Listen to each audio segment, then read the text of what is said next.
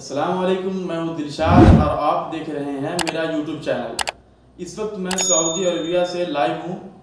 मैं पिछले कई सालों से सऊदी अरबिया में कंपनी में काम कर रहा हूं। ये मेरा पहला वीडियो है यूट्यूब पर जो आप देख रहे हैं इस वक्त। इस पहली वीडियो में मैं आपसे रूबरू, मैं आपको फेस टू फेस ये बता देता हूं कि मेरा YouTube पर आना सिर्फ वैकेंसी को लेकर नहीं बल्कि आप बहुत सारे टारगेट है जिसमें से मैं कुछ आपको गिना रहा हूँ। वो ये है कि मैं चाहता हूँ कि अरब ममालिक जैसी गल्फ कंट्रीज के एक बड़े से छोटी कंपनी तक का जितना भी रिक्वायरमेंट आता है मैं आप भाइयों तक पहुँचा सकूँ। बहुत सारे ऐसे लोग हैं जिनको कंफर्म ही नहीं होता, वो इंटरव्यू निकल जाती है या फिर किसी अच्छी कंपनी और नहीं आता कि कौन सी कंपनी बेस्ट है। मैं चाहता हूँ एक अच्छी कंपनी को रिक्वायरमेंट एक अच्छे पैमाने तक एक अच्छी सैलरी के साथ ऐसी रिक्वायरमेंट मैं आपको वीडियो के जरिए बता सकूँ। तो दोस्तों मैं ये पहला वीडियो है मेरा और आप पहली बार भी मुझे देख रहे हैं, तो मैं आपको यही कहूँगा कि इस चैनल को सब्सक्राइब करने के साथ साथ बेल आइकन को प्रेस करके ऑल पे प्रेस कर दें ताकि जब भी मैं वीडियो डालूं तो आपके पास नोटिफिकेशन जाए और आप वीडियो को देख सके। और हमारी पहले कि मैं आपको कुछ बेसिक इन्फॉर्मेशन दे दूं, आप वीडियो स्टार्ट होने से पहले आपने एक बैनर देखा होगा। उस बैनर पे सारा कुछ लिखा था। उस पर लिखा था कि आप गल्फ़ में नौकरी करना चाहते हैं तो प्लीज़ इस वीडियो को पूरा देखें।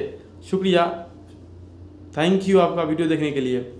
मैं पहली बार सऊदी में कैसे आया, ये शहर मैं अपनी एक्सपीरियंस कर रहा हूँ आपके साथ। मैं जब सबसे पहले सऊदी में आया पहले मैं इंडिया में किसी कंपनी में काम करता था, तो जो हमारे कैटेगरी का काम था हम उस ही रिलेटिव के काम करते थे। तो सम टाइम कंपनी की सिचुएशन को देखते हुए घर आना जाना लगा रहता था, तो ऐसे वक्त में बहुत कुछ देखने को मिलता था। लेकिन जब मैं सऊदी आने के लिए किसी दोस्त के ज़रिए मैं यहाँ तक आया, किसी ने मुझे भी इन्फॉर्म किया कि भाई ऐसी ऐसी बात है, तो फिर मैं मुंबई की एक मशहूर ऑफिस है सांता क्रूज ईस्ट में है अल हुदैब करके, तो फिर मैं उस ऑफिस से कांटेक्ट करके जीमेल आईडी पे मैंने मैसेज उसके किया उसके, फिर उसको सम टाइम सीवी भेजा उसको, सम टाइम उससे मैंने कॉलिंग की।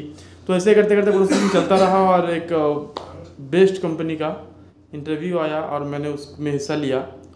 और फिर हिस्सा लेने के बाद हमारी सैलरी उली लगी, मेडिकल वगैरह हुआ, टिकट आया, तो फिर मैं आसानी से यहाँ तक आ गया।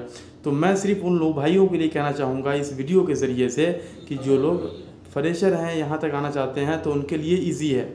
अगर आप चाहते हैं कि मैं आपकी हेल्प ज़्यादा से ज़्यादा कर सकूं, तो अभी मैं इस वीडियो के ज़रिए मैं सिर्फ आपको ये मैसेज देने आया हूं कि मैं नया हूं। इंशाल्लाह मैं काम करूंगा, अगर मुझे तरक्की मिलती है, आप लोगों का सपोर्ट मिलता है तो मैं आपके लिए ज़रूर। एक और सवाल रहता है, आपने बैनर पर देखा होगा, उस पर लिखा होगा सऊदी किन लोगों को नहीं आनी चाहिए। सुन के बहुत अजीब लगा होगा, है भी अजीब।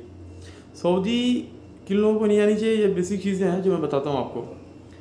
बहुत सारे लोग होते हैं नए, आपने कई बार देखा भी होगा कि कई भाई घबरा जाते हैं सऊदी आने के बाद। वो रीज़न क्या होता है, वो कभी घर से बाहर रहे नहीं। अब ऐसे सिचुएशन में जब वो बाहर जाते हैं तो जो लोग सऊदी रहते हैं वो वीडियो अगर हमारी देख रहे हैं तो उन्हें तो पूरा क्लियर ही होगा कि सऊदी में आने के बाद क्या फीलिंग होती है। कोई किसी को पूछता नहीं है, नफसी नफसी का आलम होता है, सेम इससे ज़्यादा मैं क्या कहूँगा। लेकिन सऊदी हकीकत है कि उन लोगों को कभी नहीं आनी चाहिए जो लोग कभी घर से बाहर रहे नहीं। अगर आप कभी घर से बाहर रहे नहीं, अचानक एक अच्छी सैलरी एक अच्छी कंपनी के नाम पे आप चले आते हैं, फिर आपको यहाँ आके बहुत सारी चीज़ें देखनी पड़ती है। फिर आपको यहाँ ये परेशानी के चक्कर में ये होता है कि आप सैलरी का कोई वैल्यू नहीं रह जाता आपके नज़र में, और नहीं कोई कंपनी का वैल्यू रह जाता है। क्यों? आप कभी घर से बाहर निकले नहीं। तो ऐसे सिचुएशन में आपको ये प्रॉब्लम आ सकती है। तो मैं ज़्यादातर यही कहूँगा कि अपने आप को भांप लें कि मैं रह सकता हूँ घर से दूर या नहीं। ऐसे कई नौजवान हैं, ऐसे कई साहब भी हैं जिनको मैंने देखा कभी घर से बाहर गए नहीं, तो ऐसे में उनको दिक्कत। तीसरी बात ये है कि 3 काम भूल से मत करना। उस पर लिखा रहा होगा, बैनर पे आपने देखा होगा। वो 3 काम ये है। नंबर 1, अगर आप सऊदी अरब में नए हैं, आपका इकामा नहीं बना है, आपको कंपनी एकोमोडेशन में रखी है, तो आप बाहर खाना भी खाने जा रहे हैं तो अपना पासपोर्ट लेके जाएँ।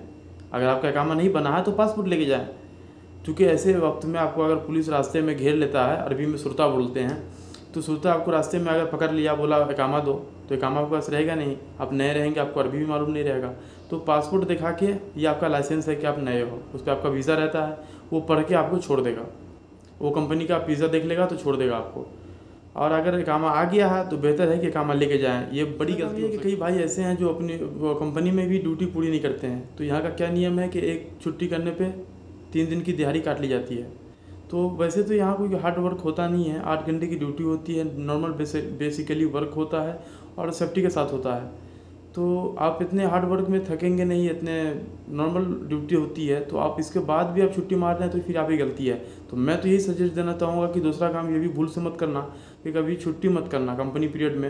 अब 26 ड्यूटी आपकी होती है, बेसिकली आप 26 ड्यूटी पूरी करने की कोशिश करना, नहीं तो आपकी सैलरी यहाँ कट सकती है, फिर आप परेशान होंगे अपने आप को। तीसरी गलती एक और है, बेसिकली चीज़ें हैं कि कहीं पब्लिक में आप फ़ोटो वगैरह खींचे, किसी को ऐसी अजूबी चीज़ है, कोई मिसाल के तौर पर कोई औरत ही ऐसी है जिसने कपड़ा कुछ अलग हिसाब से पहन रखा है अजूबा, या फिर कोई नौटंकीबाज ढंग लिबास में आया हुआ है, तो आप ऐसी जगह पे वीडियो बनाने लगे, मतलब पब्लिक प्लेस में आप इस तरीके की अगर हरकत करते हैं वीडियो फोटो बनाते हुए, तो इस चीज़ के लिए भी एक्शन बढ़ा लिया जाता है। तो इन सब चीज़ों के लिए सतर्क रहें, कोई ज़रूरी नहीं है वीडियो वगैरह बनाने का, और कोशिश करें कि इन सब चीज़ों की तरफ पलट कर भी ना देखें तो बेहतर है। ये सब कुल इन्फॉर्मेशन बेसिकली थी जो मैं आप तक लेके आया था, और मेरे का कहने का मतलब कुल मिला के यही है कि मैं जो काम करने जा रहा हूँ वो गल्फ़ वैकेंसी के ऊपर है, और इस तरीके की सारी रिलेटिव गल्फ़ की सारे वैकेंसी से रिलेटिव मैं काम करता रहूँगा।